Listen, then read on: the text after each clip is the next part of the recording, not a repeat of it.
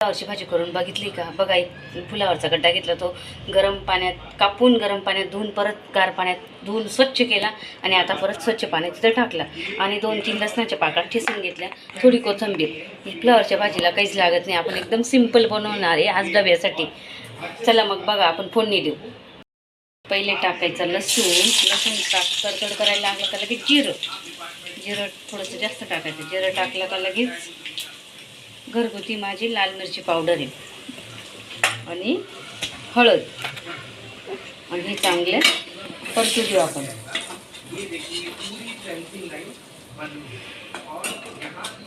परतू दिलं का लगेच कोथिंबीर टाकून देऊ.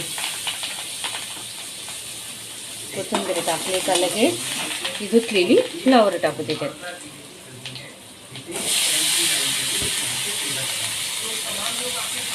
फ्लावर टाकून देऊ त्याच्यात.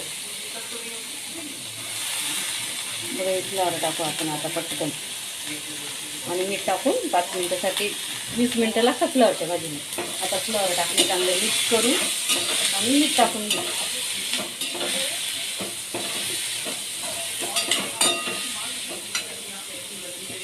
आता स्वादनुसार मीठ टाकून देऊ आणि आता याला झाकून देऊ. 20 मिनिटात आपली भाजी तयार. चला आता याला झाकून देऊ.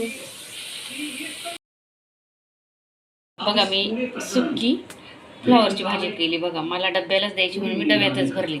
बघा किती छान झाली सुक्की. बघा.